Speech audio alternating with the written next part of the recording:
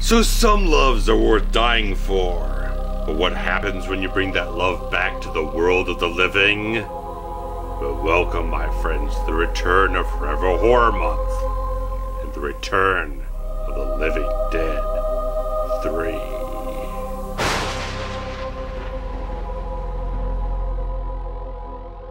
The toxic chemical 2,4,5-trioxin, which reanimates the dead into flesh-craving zombies, is now being utilized by the government to create an unstoppable biological weapon.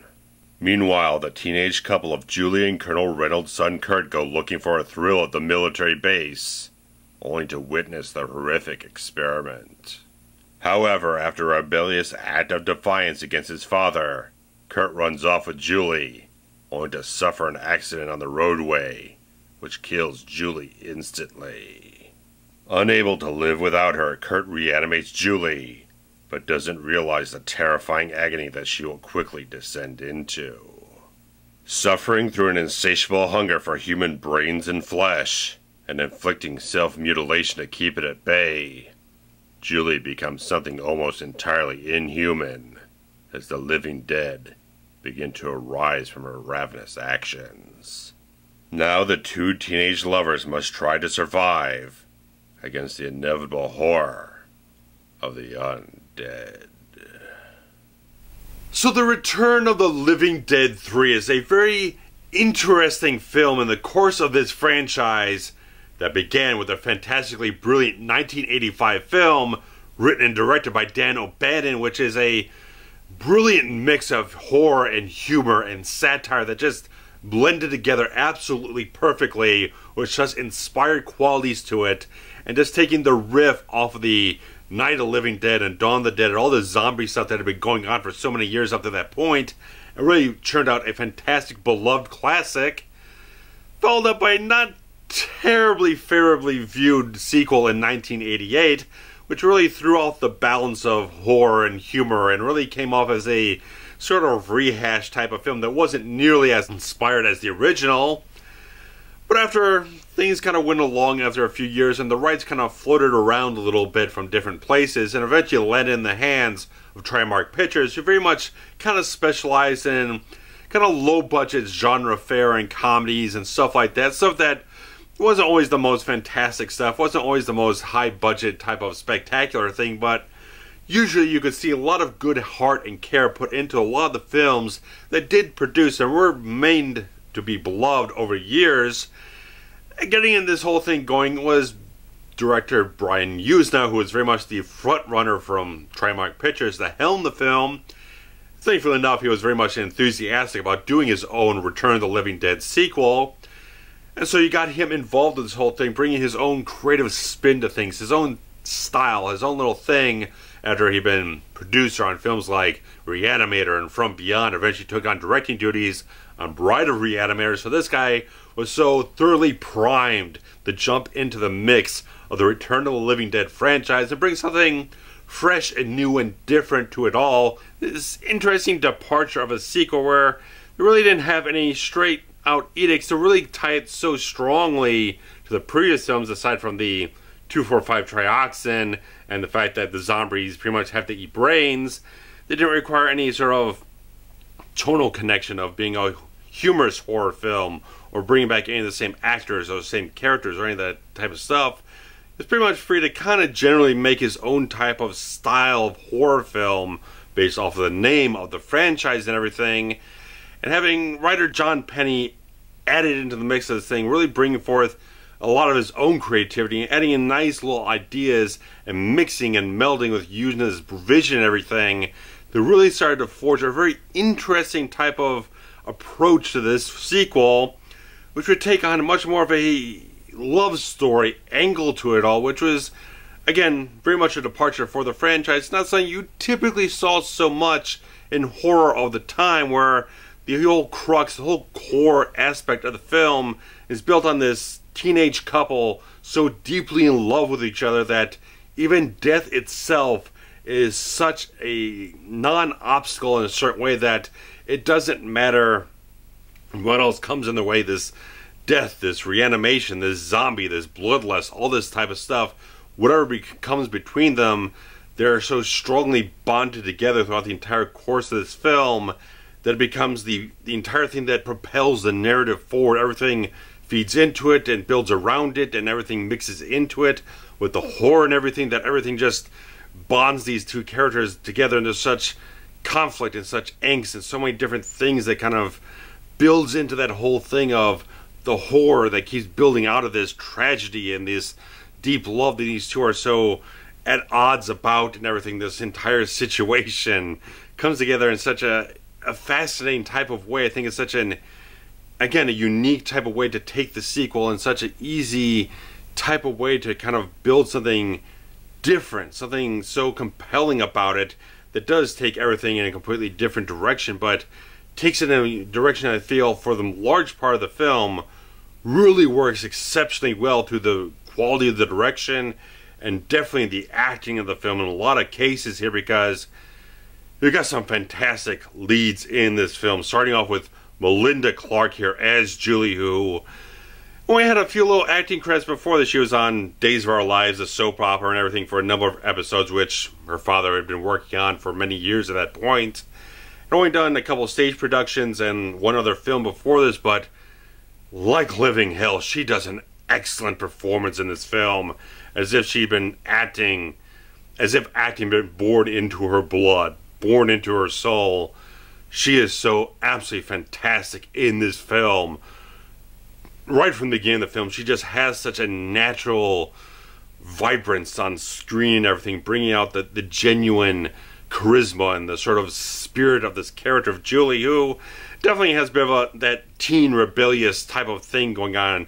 She's all sexy and everything, got the leather jacket. She's definitely got that edge of cool or whatnot, but she brings such a passion to the character and such an interesting quality to her, and in general, that you're kind of just gravitated towards her right from the beginning of the film. You just have such an energy from her, such a youthfulness, that you just latch onto her character so easily from her performance. Becomes such a great character as this whole thing just builds along and just creates such an interesting, magnetic performance from her, because again, you've got such that nice thing with this relationship here, that there is such a great chemistry, electric type of thing going on between her and her boyfriend here, that everything just comes off so nicely between Julie and Kurt here, that when things do take that tragic turn in the film and she does get resurrected, you can see the growing sympathy you have for this character, the severe sympathy of seeing the suffering that she's going through throughout this entire film, how it just continues to eat away at her and builds and just repulses her, and just have this a complexity to the performance of what she brings in the film here. It's just a fantastic performance, one of the best performances I've seen in a film like this.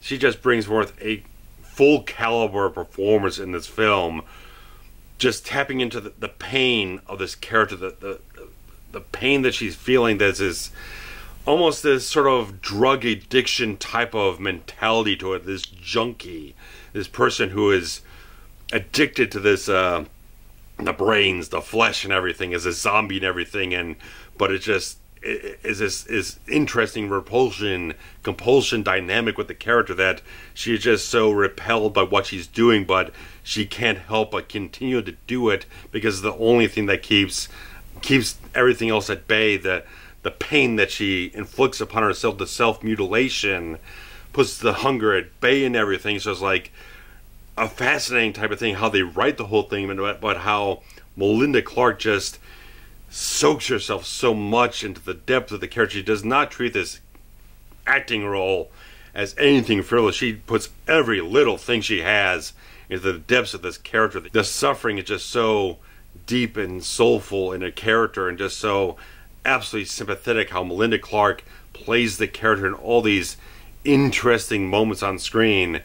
It's an absolutely fantastic performance from her.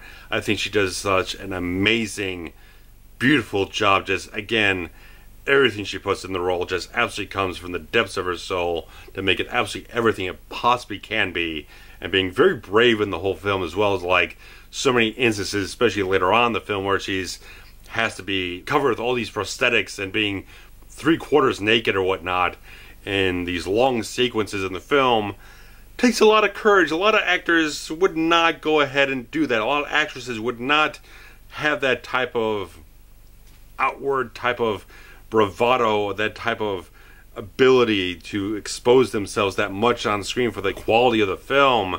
She does a really good job just putting everything out there and just making sure that everything lives up to what it really needs to in this film. And she is such the absolute core quality of this film that this whole thing stands upon, and really just everything would fall very much flat if you had an actor who just was not up to anywhere close to the standard. It would really not hit where it needed to, but because she brings out such a depth in her character and so much commitment to that character, it comes off extremely well. And J. Trevor Edmund as Kurt does an equally nice job in this whole thing, that you don't have this lopsided type of thing. He is very strongly up to the task. Another guy who done a lot of stage work before this, and just like he puts in so much honesty and genuine quality to his character here. You feel that connection between them. There's definitely chemistry between them.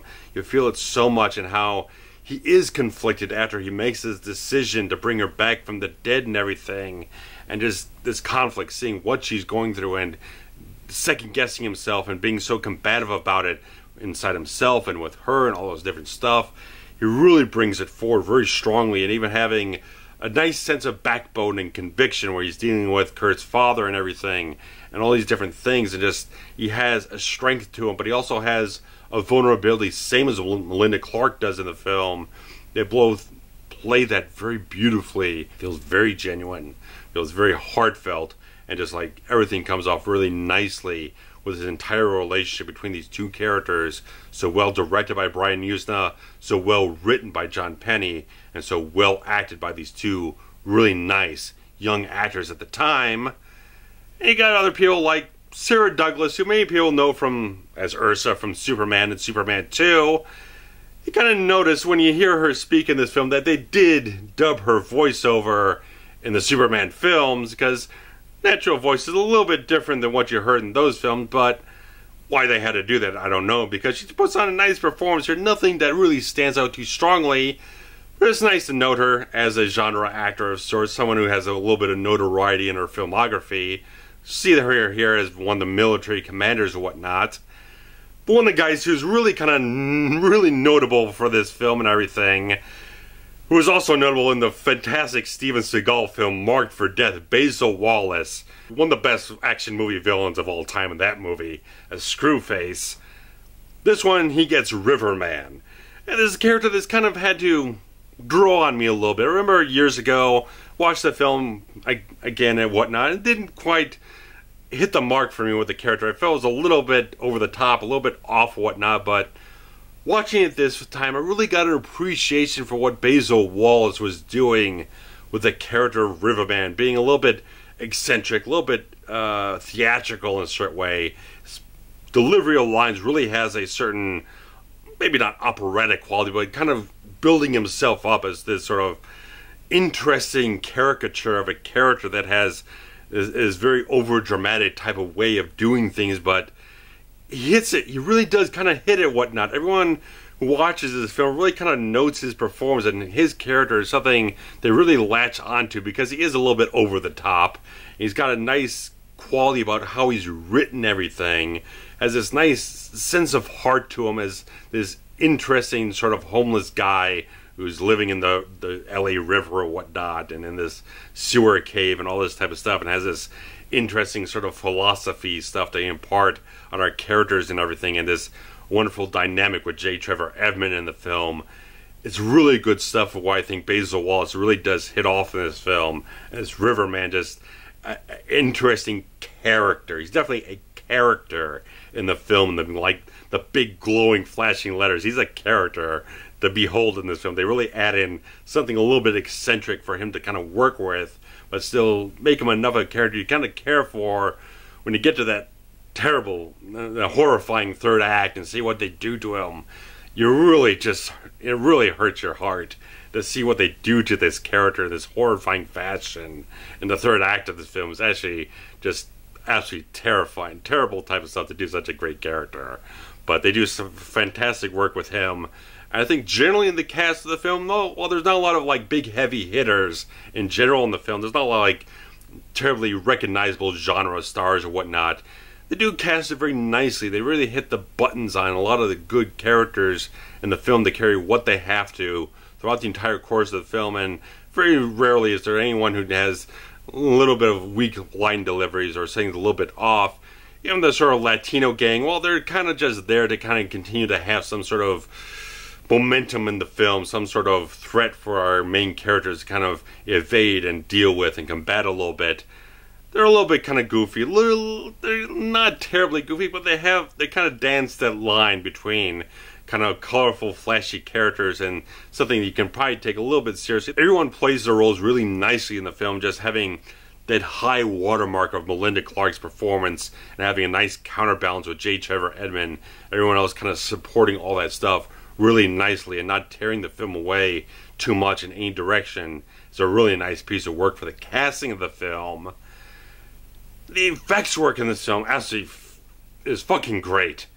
And they employed like 5 different effects artists on this film. They kind of delegate and kind of parse out the different types of effects work that need to be done in the film. It was kind of a theme that was going around for the last couple of years in the industry to kind of break it up between different companies or effects artists to kind of narrow out the work so not one big company has to do everything, and maybe kind of fall behind a little bit here and there. It depends on what kind of schedule you're working on or stuff like that, kind of like on the Elm Street films where they had the rush production schedules trying to get 5,000 things done in the course of 2 months or whatnot, or 90 days or whatever the heck it was, trying to get everything done as quickly as possible. They would do that a lot.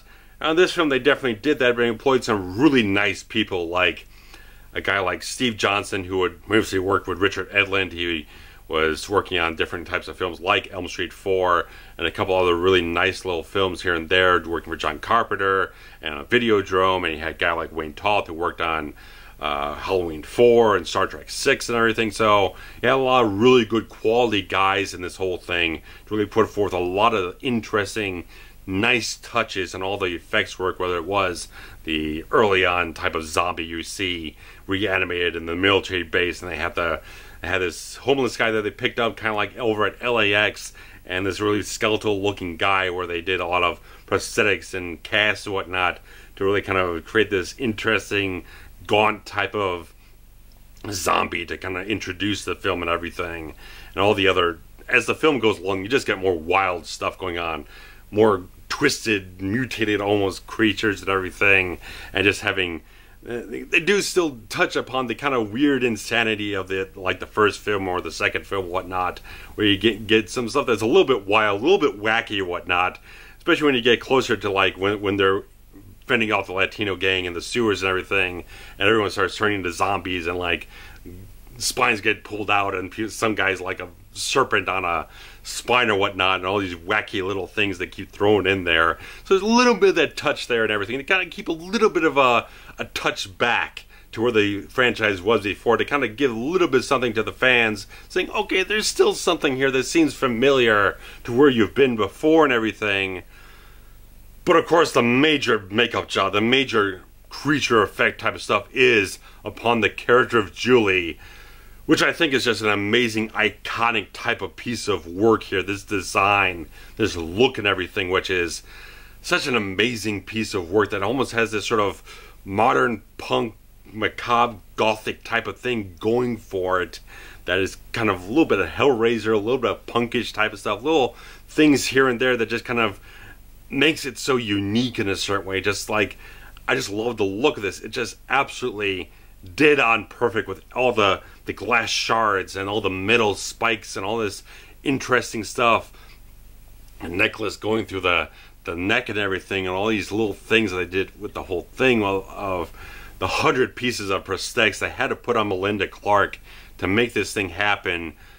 Originally it took like 8 hours to apply it, and then they eventually kind of streamlined it down to 5 hours and made for extremely long days for Melinda Clark to kind of bore through and everything. But the fact of the matter is, she was such a trooper to be able to just sit there and have people put all this makeup effects, all this stuff all over her body. Again, having breasts exposed all this whole time, and being having not much coverings or whatnot, and having to deal with this and have to go off and shoot things for hours on end and just have to deal with this whole stuff. That's a lot of stamina that she had to put into this role, and was thoroughly up for it. And just the work that they did is just absolutely amazing. What they did with the design, but the execution is so absolutely flawless. You don't see any makeup lines or anything looks rubbery or latexy or anything like that. Everything looks so beautiful in how they do this sort of meshing of scary and sexual and sensual type of stuff. She has a beauty about her, a certain just an amazing allure to this just edgy, scary type of thing that just like it's so outwardly sexual, and it's such an electricity and magnetism to it. It's such an interesting, fascinating design that no doubt, of course, they put it on the damn poster.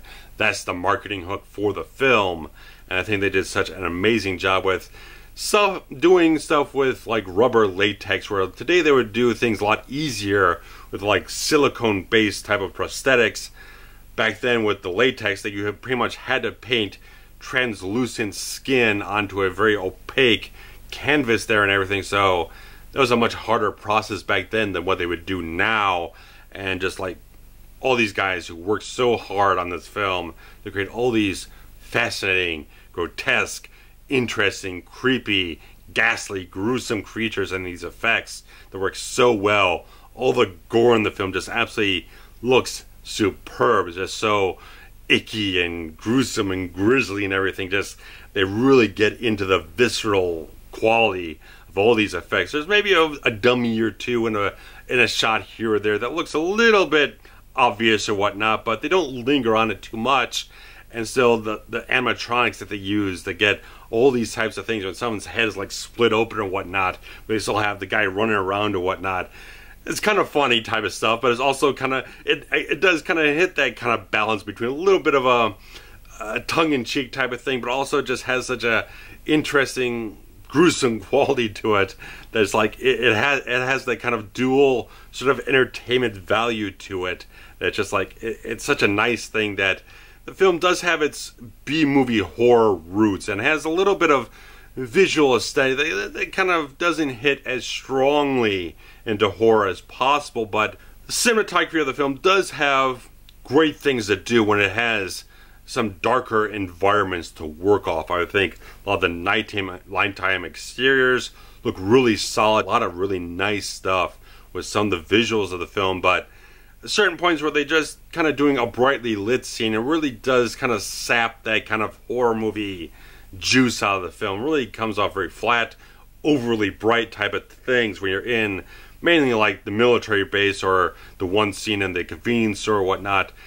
Would have been nice to have a little bit more of a mood kind of going in, a little bit heavier shadow or whatnot, something a little more stylized in those places. Also, there's some moments in the thing where in the brightly lit scenes they kind of use these sort of wide angle lenses and not very interesting type of angles or whatnot to really kind of hit off something that doesn't quite approach a horror movie feel to it. Feels a little bit more like a comedy at certain places. Wide angle lens and kind of flat shots and bright lighting doesn't quite hit off the consistent horror movie vibe that the film kind of goes for.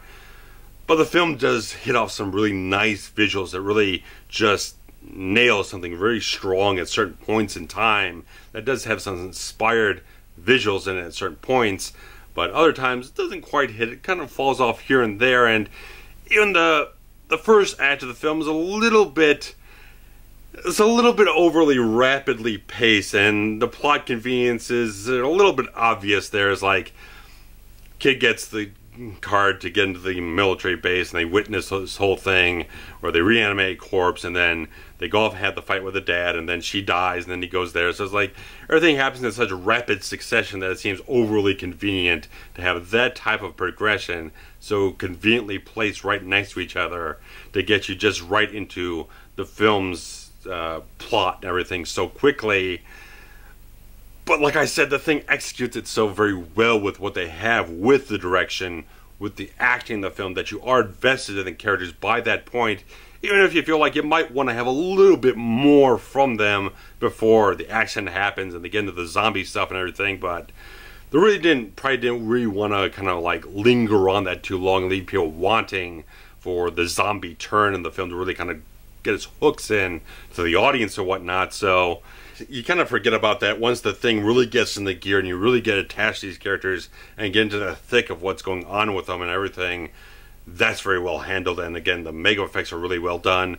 Score of the film's a little bit underwhelming at times. It has some moments where it's really nice and inspired and feels really good, but in most part it doesn't quite add so much to the film that you're really going to notice it. But getting into the final act of this whole film, because you get all this stuff where you're building up the teen angst, the love story is really strained to tear it apart, and Julie's just going completely off the deep end, getting almost to the point where she just cannot control herself anymore. The hunger, the pain, all this stuff just completely just ripped apart at her to the point where she does in Riverman, and there's like the final straw for Kurt. There's like, he realizes something's got to be done with her, whatnot, even though he deeply loves her. He doesn't know what else to do, so he turns her back over to his father and the military and everything. But just seeing this stuff in the third act, where just like seeing the realization of this entire military bioweapon type of idea and everything, just the thought of it just terrifying. Just seeing these people, based on what you've seen with Julie, knowing that these people still retain their personality for a certain length of time, a certain recognition of who they were, it just seems like caged beast animals just thrown into the slavery and just tortured or whatnot. It just looks terrifying. It feels terrifying. Again, when you see Riverman getting his head drilled open and put the exoskeleton on him, it just absolutely just crushes your heart, man. You get attached to this character and you just see the horrifying shit they do to him. And just, again, that's horrifying. And how this entire thing just goes along, just terrifying, horrifying shit going on, when everyone just gets busted loose and all this type of stuff, and people start getting the real zombie stuff really going on. People getting eaten up and chased down in dark corridors and shit like that. Again, this mix of kind of a fun horror movie type of stuff, you know. They hit the beats where you got these horrifying situations, but you get the fun of the thrill of the chase of a zombie film and whatnot, where it just adds a little bit, again, that little bit of that touch back to where the franchise started off from, but still maintains its own consistency of tone and pace and where it's going with the storyline with Kurt and Julie, and realizing at the end of the film this tragic love story just continues to be more and more tragic. And just like, I think it's a well done film. Like I said, this is not a film that I think is a great piece of work. It does not measure up to the original film. The original film is a brilliant piece of work. This one, again, is a nice departure for what they had before, but again, still maintains those little touches back to where it was. But I think just the core story here of this couple, these teenagers who are so absolutely earnestly in love in this whole thing, again, comes off very genuine. It has such a great core element to it that's what attracts me to it so much. Return of the Living Dead 3, when you have that core element of that love story, and there's two characters, the fantastic performance by Melinda Clark, and just the amazing effects work in this film, that even if there are some moments where it does feel like it is a little bit B-movie cheesy in a certain place, where some of the visuals overly bright and some things don't quite work as well as they possibly could, where the tone doesn't get as much of a horror film as you want to, or as much of a humorous satire as the previous films were, you still get something interesting and original that even if Brian Yuzna really wanted to kind of maybe distance itself from the title a little bit here and there, just kind of come up with something that's a little bit more of a succinct sort of title for this film instead of Return of the Living Dead 3, where it's not really any sort of real continuation from previous two films. It's pretty much something that stands on its own, that you could rename him 245 Tracks into something else and really kind of distance itself as its own standalone zombie love story horror film. I think it still comes off as a nice piece of work from him that's very much kind of indicative of his type of style and his mentalities, and really stands out as a really nice piece of work that, especially with two other later in-name only Return of the Living Dead sequels that probably no one really likes worth a shit. This is a nice little piece of work. I think it's a nice thing, and getting the Vistron Video Blu-ray release earlier this year or whatnot, or last year or whatnot. Getting the full uncut version is really nice because they only had that on like VHS and Laserdisc. Skipped it on DVD here. Getting the full uncut version and getting some nice interviews and commentaries, a whole bunch of really good meaty stuff on that Blu-ray and everything. It's a nice thing. As I just like when I heard they were releasing it, I knew I really wanted to get it because it's such an interesting film that, again, I don't think it's a great film. It has some flaws here and there, but I think it's such a good thing to kind of look at and watch and kind of assess on your own. Well, if some people don't think it's as good as I think it is, I think it has so much good core qualities that it's definitely worth checking out, guys. So, even if this film released on October 29th, 1993 to a few dozen theater screens, because Trimark had not had great success with Warlock 2 and kind of just got cold feet and just kind of skittishly put this out in a few contractual theaters and probably slid it out on home video. Don't know how much it made there. It made a couple $100,000 on theater screens or whatnot, so it's like no real telling of how much this really made off of his $2 million budget. But hopefully, looking at his Blu-ray release and people liking the Return of the Living Dead franchise, will definitely give this one a shot. So if you've never seen it, definitely implore you to go check it out, see how you like it. And if you have seen it, definitely like to hear what your thoughts and feelings are on Return of the Living Dead 3, especially in comparison to the other films of the franchise. So guys, thanks for watching this whole video and everything. Nice getting to kick off the Forever Horror Month here with this nice title. So see you around soon, guys. There's gonna be a lot of Body Snatchers, a lot of other great stuff coming up in this month. So guys, stick around. Be back with more stuff. So take care. Bye bye.